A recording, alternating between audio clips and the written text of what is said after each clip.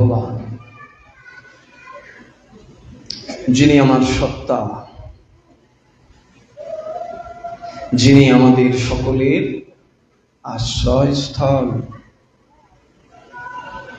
যিনি আমার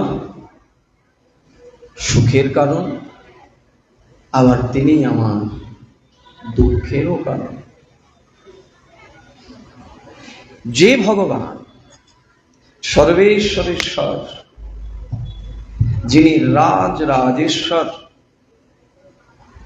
যেখানে কেবলই আনন্দ, যেখানে কেবলই পরমানন্দ বিরাজমান, সেখানে জীবের দুঃখ আসে কেন? প্রশ্ন হয় না একবারও? ভগবানের পরিচয় কি? না, তিনি হচ্ছেন আনন্দ ঘন বিগ্রহ,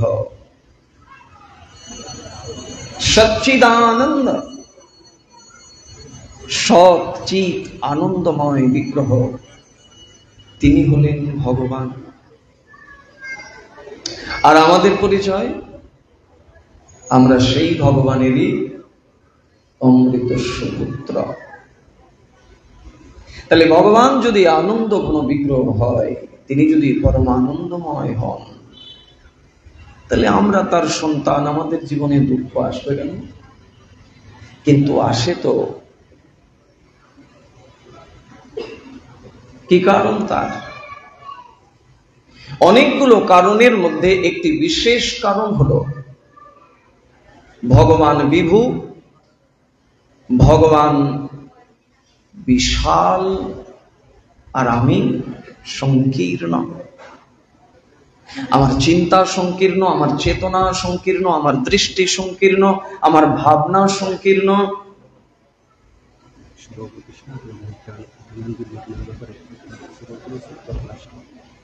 কীর্তন করে দিয়েছি, আর বলার কি আছে? উনি শুনে নাই। আমাদের প্রারম্ভই হয়েছে ওদের বিরহ নিয়ে, আর বলার তো কিছু নাই। আমরা বলে কিছুই করতে পারবো না। কেবলই ভগবানের কাছে প্রার্থনার দ্বারাই একজন আরেকজনের জন্য শুভ মঙ্গল আনতে পারবো। এমনিতে ওই জাগতিক যে সকল লোক লাইন দিয়ে দাঁড়িয়ে মাথা নীচু হয়ে নীরবতা পালন করে, নীরবতা করে কি হবে? একটা মানুষ মারা গিয়েছে, তার জন্য দুঃখ আমার এমন হয়েছে যে আমি নীরব হয়ে গেলাম। এর নাম কি নীরবতা? নীরবতা হলো এই জগতের সমস্ত কিছুকে ভুলে গিয়ে একমাত্র নিজের চিত্তকে ভগবানের কাছে লাগিয়ে সেই ব্যক্তির উদ্দেশ্যে, তাদের উদ্দেশ্যে প্রার্থনা করা, এটার নামই নীরবতা। আমরা আগে স্কুল কলেজে যখন পড়তাম, কেউ মারা গেল, তখন ওই লাইন ধরে দাঁড় করে নীরবতা পালন করাতো।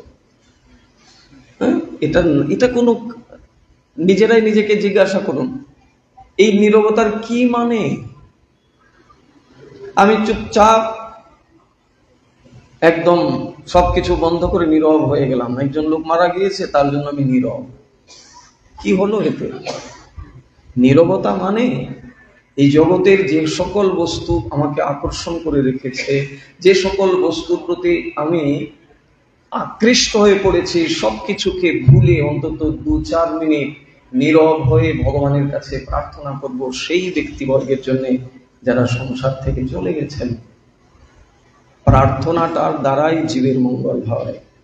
এমনি চোখ নাক বন্ধ করে চুপচাপ বসে থাকলে তার নাম নীরবতা নয়। তো যাই হোক, এই প্রসঙ্গে তো আমরা প্রারম্ভই করেছি। গতকালকের এই মর্মান্তিক ঘটনার জন্য আমরা 5 মিনিট ভগবানের কাছে সবাই মিলে উচ্চ ঈশ্বরী হরিনাম করেছি। এটাই করতে পারি, এর ছাড়া কিচ্ছু করতে পারবো না। ওই সামনে গিয়ে একটু সেলফি উঠাবো, তারপরে ফেসবুকে ছাড়বো, এগুলোই হবে। আর কি হবে? কিছু হয়? ভগবানের কাছে, সৃষ্টিকর্তার কাছে প্রার্থনার চাইতে বড় কোনো কাজ হতে পারে না। কারণ এই জগৎ থেকে সকলকেই যেতে হবে। কে কিভাবে কখন যাব কেউ বলতে পারে না। আর তাছাড়া এগুলো তো আমাদের জীবনের জন্য একটা শিক্ষা বহন করে। আমরা যে এই সংসারকে আঁকড়ে ধরে বসে আছি, ছাড়বো না। ভগবান বলছেন তোমার জীবনের এক মুহূর্তের মূল্য নাই। কখন তুমি হারিয়ে যাবে তুমি কিছুই জানো না। তার একটা জ্বলন্ত দৃষ্টান্ত গতকালকে ঘটে গেল। তারপরেও জীবের বিবেকের উদয় হয় না, তারপরও সে মনে করে এখানেই তো সব, এখানেই তো আমি দিব্যি আছি, এখান থেকেই তো আমাকে সংগ্রহ করে নিয়ে যেতে হবে। কিছু নেওয়া যায়? পুড়ে কারোর কাপড় পুড়ে একদিকে পড়ে আছে, কারোর স্কুল ব্যাগ একদিকে পড়ে আছে, কারোর নিথর দেহ একদিকে পড়ে আছে। কোথায়? এই মৃত্যু দিয়েই সব কিছু। ভাগবতের প্রারম্ভ মৃত্যু দিয়ে, শ্রীমদ্ ভগবদ গীতা মৃত্যুকে সামনে রেখে। বাবা এখানে বসে ডিস্টার্ব করা যাবে না।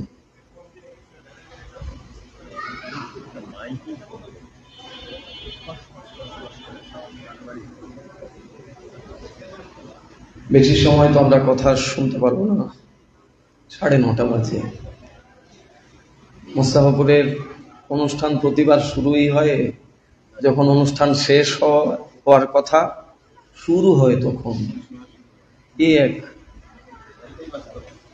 কঠিন বাস্তবতা। আর তাছাড়া বেশি কথা শুনে জীব মনেও রাখে না। কত কথা শুনেন আপনারা, প্রতিনিয়ত এই দক্ষিণবঙ্গে ভাগবত চলছেই চলছে। কত কত মহান ভাগবতদের সঙ্গ করেন, কত পাঠ শুনেন। নিজের হৃদয়ে হাত দিয়ে বলুন তো, এত যে পাঠ শোনেন, কতটুকু নিজের সংকীর্ণতা থেকে বেরোতে পেরেছেন?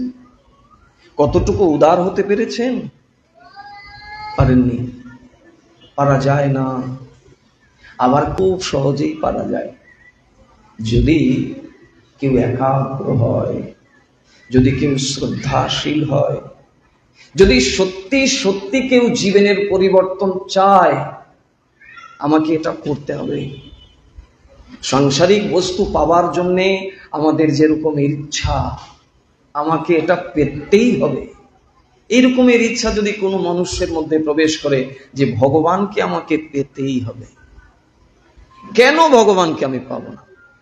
এমন কি আছে যেটা আমার মধ্যে নাই, যার জন্য আমি ভগবানকে পেতে পারি না? আছে এগুলো? আসে কখনো মনে? যদি কারুর আসে তাহলে সে সৌভাগ্যবান, সৌভাগ্যবতী। সবার আসে না। আর আসে না বলেই আমরা আমাদের সেই সংকীর্ণতার জায়গা থেকে বেরোতে পারি না। ছোট্ট একটা বিষয় নিয়ে আজকে আমাদের প্রসঙ্গ থাকবে। আগেই বলে রাখি ভক্তবৃন্দ, আপনারা যে সব মহান ভাগবতদের সঙ্গ করেন, সেখানে আমার এই ব্যাসাসনে বসার যোগ্যতাই আমি রাখি না। তদুপরি আপনাদের ভালোবাসা, অকৃত্রিম স্নেহ আমাকে টান দিয়ে এখানে এনে বসিয়ে দেয়। যদ্যপি বলার মধ্যে অনেক ভুল ত্রুটি থাকবে, নিতান্তই স্বাভাবিক, নিজ গুণে ক্ষমা করবেন। আমরা ছোট্ট একটা প্রসঙ্গ নিয়ে আজকে ইষ্টগোষ্ঠী করবার প্রয়াস করব। ভাগবতের কথা, এটা অপ্রাকৃত রাজ্যের কথা। এটা যার তার মুখে প্রকাশ হয় না। যদ্যপি আমরা বলি যে আমরা ভাগবত করি, আমার নিজের ছবি বিশাল আকারে দেই, আমার নামও লম্বা করে দেই, আগে পিছে কত বিশেষণ লাগানো যায় সব লাগাই, কিন্তু এই অপ্রাকৃত ভাগবত তত্ত্বকে উপস্থাপন করা সাধারণ মানুষের পক্ষে কখনো সম্ভব নয়। মহাপ্রভুর কত কত পার্ষদ, সেই মহাপ্রভু কার কাছে গিয়ে ভগবানের কথা শুনলেন? রায় রামানন্দের কাছে।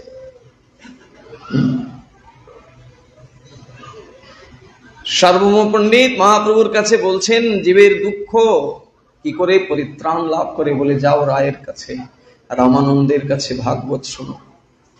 যাও ভাগবত শোনো বৈষ্ণব নিকটে।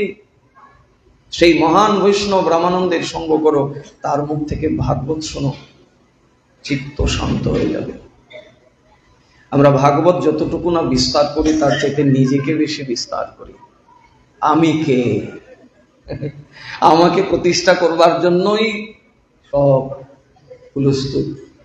আর তাছাড়া কলিযুগের মানুষ তো ওই বাইরের রং ঢং বেশি পছন্দ করে, ভেতরে খোলস ফাঁকা, কিচ্ছু নাই। আপন ভজন কথা না কহিবে যথা তথা, আপনি আপনি সাবধান। এই কথাগুলো আমরা শুনি বটে, মিলাতে পারি না। যিনি সত্যিকার ভাগবত হবেন, তার ক্ষণিকের সঙ্গেই জীবের হৃদয়ে অনুশোচনা আসবে। এটা গোস্বামীগণের চরিত্র থেকে আমরা দেখতে পাই।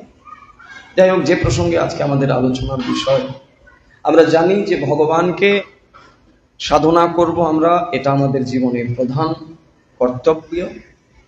সংসারের মধ্যে থেকে হোক কিংবা সংসার থেকে বৈরাগ্য নিয়ে বনে গিয়ে হোক, 4টা আশ্রম, গার্হস্থ, ব্রহ্মচর্য, বানপ্রস্থ, সন্ন্যাস, 4টি আশ্রমের মূল কার্য, মূল কর্তব্য, মূল জীবনের লক্ষ্য, মূল জীবনের উদ্দেশ্য হচ্ছে ভগবানের সেবা করে ভগবানকে সন্তুষ্টি বিধান করা।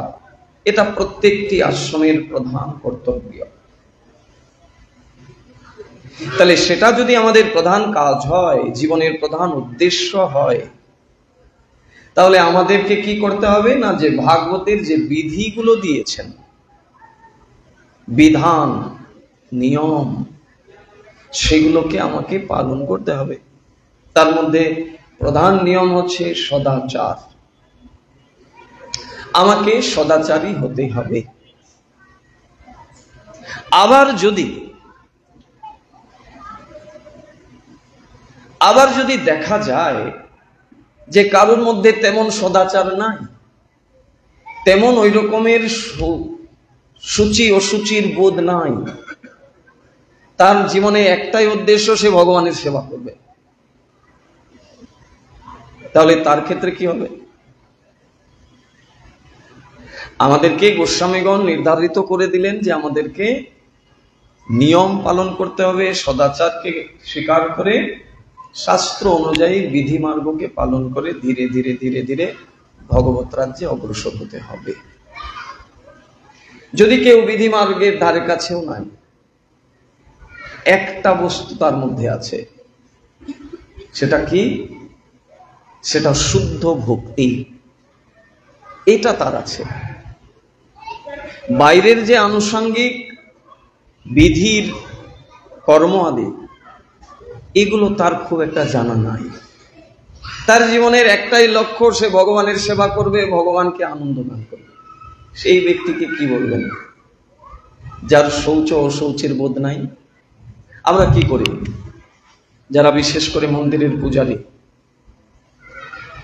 তাদের শৌচ আরো বেশি। অন্যান্য সেবকদের যেরকমের শৌচতা আছে, পূজারীদের বিশেষ করে আরো বেশি থাকে। কি করে? তারা যদি একটু বাহ্যকৃত্য করতে যায়, লঘু সংখ্যা বোঝেন তো? ইউরিন, আর একটু সহজভাবে বলি, যদি কেউ জল খেয়েছে, অনেক প্রস্রাব করতে গেছে, প্রস্রাবের বেগ ধরেছে, তাহলে তাকে কি করতে হবে? কমসে কম কোমর পর্যন্ত ধুয়ে তারপরে আবার পুনরায় বস্ত্র পরে ঠাকুর করে আসতে হবে, আচমন করে তারপরে। আর যদি তাকে মল ত্যাগ করে, তখন তাকে পূর্ণ স্নান করে আসতে হবে। সেটা যদি 4 বার 5 বার মল ত্যাগ করে, 4-5 বারই তাকে স্নান করে প্রত্যেকবার আচমন করে ঠাকুর করে আসতে হবে। কিসের জন্যে? এটার নাম শৌচ।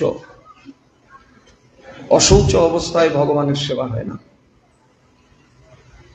কেউ যদি করে, তার ব্যক্তিগত বিষয়, তার দ্বারা সে পাপ করছে, অপরাধ করছে, সে জানে, ভগবান জানে। কিন্তু শাস্ত্র বলছে শৌচকে অবলম্বন করতেই হবে সবার জন্য। আমরা তো এই যে কাপড়ে আসি, প্যান্ট শার্ট পরে চলে গেলাম বাথরুমে, আবার ওই কাপড় নিয়ে আসলাম, দেখা গেল বাজার থেকে ঠাকুরের জিনিসও বয়ে আনলাম। এগুলো সচরাচর করি আমরা, কিন্তু এটা উচিত না। তাহলে শৌচ একটা ভগবত ভক্তির বিশেষ অঙ্গ। আজকে একটা চরিত্র শুনব, যে চরিত্রের মধ্যে ওই বাহ্যিক শৌচ দেখা যায় না, আবার তিনি ভগবানের অতীব প্রিয়া।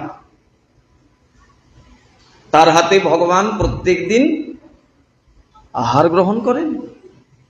আশ্চর্যের বিষয়, ভগবান নিজের মন্দির ছেড়ে ওই সাধারণ গৃহস্থের বাড়িতে যায় অল্প আহার করার জন্য।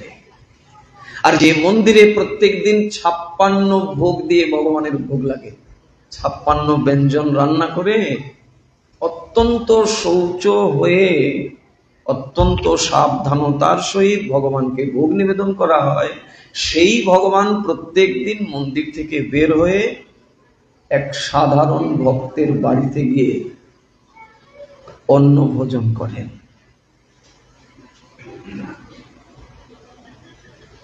তবে বিচার প্রত্যেকটির দুটি, প্রত্যেকটি কার্যের দুটি বিচার। একটা হচ্ছে পূর্বপক্ষ বিচার, একটা হচ্ছে পরপক্ষ বিচার। একদিকেরটা শুনলাম আরেক দিকেরটা শুনলাম না, তাহলে যথাযথ শোনা হলো না। আমরা কেবল ওই মায়ের ভক্তিটাকে দেখব, সেখানে তার শৌচতা নাই আমাদের দৃষ্টিতে, কিন্তু তার ভক্তিটা সেই স্তরে আছে যে সেই ভক্তির জন্য ভগবান মন্দির থেকে বের হয়ে আসেন।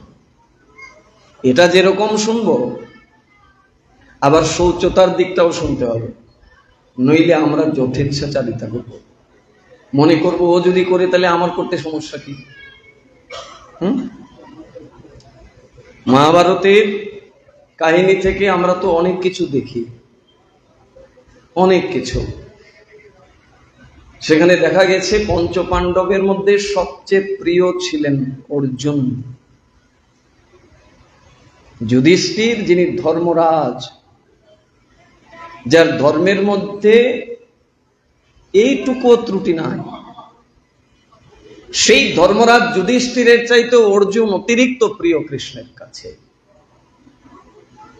কিন্তু কৃষ্ণের চরিত্রকে যদি অন্য দিক থেকে দেখি, তাহলে দেখা গেছে কৃষ্ণ সখা অর্জুন যেদিকে গেছেন সেখানেই এক একটা সুন্দরী কন্যাকে বিবাহ করেছেন, এমনকি কৃষ্ণের ভগ্নী সুভদ্রাকে পর্যন্ত। অথচ সেই অর্জুন কৃষ্ণের এত প্রিয়। মহারাজা শান্তনু, গঙ্গাকে যিনি স্ত্রী রূপে পেয়েছিলেন, সেই মহারাজা শান্তনু বৃদ্ধ বয়সে আবার তার বিয়ে করার ইচ্ছা জাগল। পুত্রবধূ অন্বেষণ করতে গিয়ে নিজেরই বিয়ে করার ইচ্ছা জেগে গেল, জাগেনি? সত্যবতীর রূপে এমন আকৃষ্ট হলেন তিনি, সেই সত্যবতীকে বিবাহ দেবেন নিজের ছেলে বিশ্বের সাথে, অথচ শান্তনুর ইচ্ছা হলো সত্যবতীকে স্ত্রী রূপে পাবেন। সেখানে দেখা গেছে কি, পুত্র পিতার সুখের জন্য নিজের ঐহিকের সমস্ত সুখকে বিসর্জন দিলেন এবং প্রতিশ্রুতিবদ্ধ হলেন, প্রতিজ্ঞাবদ্ধ হলেন, ব্রহ্মচর্য ব্রত পালন করলেন আজীবন। পিতার ঐহিকের সুখের জন্যে পুত্র ভীষ্মদেব নিজে ব্রহ্মচর্য ব্রত পালন করলেন। পিতাদেব পুত্রের বিবাহ, আর উল্টো ঘটলো মহাভারতে। সেখানে দেখা গেল পুত্র দিচ্ছে পিতার বিবাহ, আর সেই পিতা যিনি গঙ্গাকে স্ত্রী রূপে পেয়েছিলেন, সেই শান্তনু পরবর্তী সময়ে সত্যবতীর সাথে আবার বিবাহ করিলেন। সাধারণ মানুষ এগুলো পড়ে কি শিক্ষা নেবে? তার মনে তো এটাই আসবে, আরে বুড়ো বয়সে শান্তনু বিবাহ করে যদি কৃষ্ণের এত প্রিয় হয় যে সে তার পুত্রকে ইচ্ছা মৃত্যুর বর দিয়ে দেয় নাই, তাহলে কতটা তার ভজনের শক্তি যে নিজের পুত্রকে বর দিচ্ছে, পুত্র তোর ইচ্ছা মৃত্যু হোক, তুই যেদিন চাইবি ওই দিন মরবি, এর আগে তোকে কেউ মারতে পারবে না। তাহলে কতটা ভজন শক্তি থাকলে সেটা সম্ভব। যদ্যপি বদ্ধজীব এগুলো থেকে সাধারণ তার বিদ্যা বুদ্ধির দ্বারা সে ভালো কিছু নিতে পারবে না। সে মনে করবে বুড়ো বয়সে বিবাহ করে শান্তনু যদি এত প্রিয় হয়ে যায় ভগবানের, তাহলে আমারও দু চারটা থাকলে সমস্যা কি? অর্জুন যেদিকে গেছেন সেই দিকে গিয়ে এক একটা বিয়ে করে তিনি হয়ে গেলেন কৃষ্ণের অত্যন্ত প্রিয়, পঞ্চপাণ্ডবের মধ্যে সবচেয়ে প্রিয়, তাহলে আমি করলে সমস্যা কি? জগতের মানুষ এগুলোই ভাববে। আজকে যার চরিত্র শুনছি আমরা, তিনি হলেন, এই বাবা বসনা পাঠে, তোমারে বলছি সাধু হয়েছ, সামনে আসো। চঞ্চল হলে পরে বেশি দিন টিকা যাবে না, আবার বিষয় টেনে ঢুকিয়ে দেবে বিষয়ের মধ্যে। সাধুদের সঙ্গে থেকেই নিজেরে রক্ষা করা যায় না, আর এমনি এমনি নিজেরে রক্ষা করা যাবে? এই মায়ার জগৎ, এই মায়ার হাত থেকে কেউ রেহাই পায় না। এই মায়ার হাত থেকে সেই ব্যক্তি রেহাই পায় যে নিত্য সাধু সঙ্গ করে, নিরন্তর। এর চাইতে শক্তিশালী আর কিছু হতে পারে না নিজেকে রক্ষা করার। তাই এই যে মাঝে মধ্যে আপনারা সাধু সঙ্গ করেন, জানবেন এটা ভগবানের অসীম কৃপা আপনাদের প্রতি। কিন্তু এটাকে অনুভব করতে হবে, যেই যে সাধু সঙ্গ করার ভাগ্য পেয়েছে, না কত জন্মের আমার সৌভাগ্য, যেটা স্বর্গের দেবতারা পায় না, যেটা স্বর্গের দেবতারা পাওয়ার জন্য অভিলাষ করে।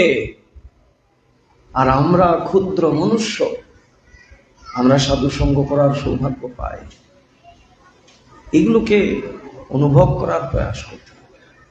যার ছোট্ট চরিত্র আজকে আমরা শুনবো, যেখান থেকে দুই দিকে শিক্ষা থাকবে। একটা, শৌচকে অবলম্বন করে ভগবানের সেবা করা, আবার আরেক দিকে দেখা যাবে শৌচের বালাই নাই, অথচ ভগবান মন্দির ছেড়ে বাইরে চলে আসে তার হাতের কিঞ্চিত খাবার পাওয়ার জন্য। তিনি হলেন প্রভু জগন্নাথের এক ভক্ত, যার নাম করার বাই। সেই করার বাই জগন্নাথ মন্দিরের পাশেই ছোট্ট একটা কুটিয়াতে বাস করেন। সকালবেলা ঘুম থেকে উঠেই তার প্রধান কাজ হলো ভগবানের সেবা করা, আর কোনো কাজ নেই। আর ভগবানের সেবা তো সব নিয়মে হয়, আমাদের মতো না। আমাদের যদি কোনো বাড়িতে বৈষ্ণব সেবা হয়, দেখা যায় ওদিন ভোগ লাগিয়েছে 3টার সময়। কি আশ্চর্য! যাবেন বৃন্দাবনে, যাবেন মায়াপুরে, যাবেন পুরীতে, যে কোনো জায়গায়, যে কোনো ধামে যান, সে অন্নকূট উৎসব হোক, আর জগন্নাথের রথযাত্রা হোক, কৃষ্ণের জন্মাষ্টমী হোক, যে কোনো তিথি হোক না কেন, 20,000 লোকের ভক্ত সেবার আয়োজন হোক, ভোগ হবে একদম 11:30টায়। 12টা থেকে 12:30টার মধ্যে ঠাকুরের আরতি আদি শেষ, পাঠ কীর্তন যা কিছু এইগুলো ওই আরতি হবে, পাঠও শেষ, এরপরে প্রসাদ। 365 দিন এক নিয়ম, নিয়মের মধ্যে আসতে হবে। ভজন করা যেমন সহজ, আবার ভজনের যদি নিয়মের বাইরে থাকি, তাহলে সারা জীবন ঘন্টা নাড়িয়েও কিছু হবে না। আমরা নিয়মকে একদম প্রাধান্যই দিই না। আমরা আমাদের দোকানদারিটারি সব শেষ টেষ করে বৈষ্ণব সেবায় যাব বিকাল 3:30 4টায়। যিনি রান্না করেন উনিও ভাবেন যে এত আগে রান্না করে ঠান্ডা হয়ে যাবে, দরকার কি বাবা, একটু আস্তে আস্তেই করি। আজকেও এক জায়গায় বৈষ্ণব সেবায় গেছি, 3টার সময় ভোগ লেগেছে, তাও পরিপূর্ণ ভোগ না, তারপরেও চুলাইতে চলছে ঘটাঘটি। কথাগুলো এই জন্য বলছি, কারণ ভাগবত আসরে যারা আসে তাদের মধ্যে নিতান্তই ভগবত প্রেম ভক্তি আছে বলেই তো এখানে আসে, নাইলে তো বাড়িতে বসে ওই সব টিভি চ্যানেল খুলে এতক্ষণ ওইসবই দেখতো। বেশিরভাগ লোক ওইসবই করে বেড়ায়। তা আপনারা যারা আসেন, আপনাদের মধ্যে সেই ভগবানের প্রতি ভালোবাসা আছে, সেটা সুপ্ত রূপে হোক কিংবা প্রকাশিত হোক, আছে বলেই তো আসেন। তো যারা ভাগবত কথা শুনতে আসে তাদের সঙ্গে বসে ইষ্টগোষ্ঠী করে নিজের ভুল ত্রুটি সংশোধন করা, এর জন্যই ভাগবতের সঙ্গ করা। শুধু ওই 2-4টা রসের কথা শুনলাম আর আলিঙ্গন করলাম আর উলুধ্বনি দিলাম আর তারপরে খিচুড়ি খেয়ে বাড়িতে চলে গেলাম, এর জন্য কি ভাগবত শোনা? তাহলে সবকিছুর মধ্যে নিয়ম আছে। এই করার ভাই তিনি কি করেন, তিনি জানেন যে জগন্নাথের রাজভোগ লেগে গেলে স্বাভাবিকভাবেই জগন্নাথ মন্দিরে থাকবেন। তাহলে এমন একটা সময় আমাকে বের করতে হবে যে সময় আমি রান্না করে ডাকলে জগন্নাথ আমার কাছে আসবেন। বাবা একটু কষ্ট করে বসে যেতে হবে, আমরা কথায় কোন রকম বিঘ্ন ঘটাবো না, এই তো আমাদের স্বভাব। এই দেখুন রাত বাজতে যাচ্ছে 10টা, 2-4জন করে আসছি, এই কি শ্রবণের পিপাসা? ভক্তির যত কর্মই করুন আপনি, ভক্তির প্রত্যেকটা কর্মের মধ্যে প্রত্যেকদিন ডুব দেন আর উঠেন, কিচ্ছু লাভ হবে না যদি শ্রবণাক্ষ ভক্তিকে জীবনে যুক্ত না করেন। কৃষ্ণ কে, কৃষ্ণ ভক্ত কি, কৃষ্ণ এবং কৃষ্ণ ভক্তের সাথে কেন এত ভাব বিনিময়, এগুলো যদি 2 কর্ণ দিয়ে বারবার বারবার বারবার শুনতে না থাকি, তাহলে কৃষ্ণের প্রতি জীবনে ভালোবাসা হবে না, ভক্তের প্রতি সাধুর প্রতি জীবনে ভালোবাসা হবে না। এই জন্য শ্রবণাক্ষ ভক্তিকে সর্বোপরি রেখেছেন, সর্বশ্রেষ্ঠ ভক্তি শ্রবণাক্ষ ভক্তি। শুনিতে শুনিতে সেহ কি অদ্ভুত চৈতন্য চরিতা, কৃষ্ণে উপজীবে প্রেম। শ্রীমন মহাপ্রভু বললেন কেবল শুনতে থাকো, শুনতে শুনতে শুনতে শুনতে শুনতে শুনতে শুনতে শুনতে একদিন কৃষ্ণের প্রতি ভালোবাসা হয়ে যাবে, এর আগে হবে না। ওই চিনি কলা বাতাসা আর গীতার উপরে একটু ফুল তুলসী দেওয়া, জীবনে গীতাও খুলে পড়বো না, এই ভক্তি কখনোই ভগবানকে সুখ দান করে না। এই ভক্তির দ্বারা না তো ভগবানকে পাওয়া যায়,